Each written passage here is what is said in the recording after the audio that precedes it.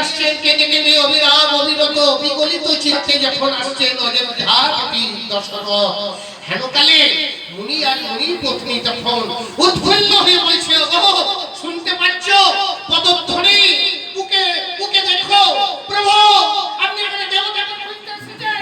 দেখুন প্রত্যেকটা লোকের হৃদয় আছে দেবতার পদধ্বনি।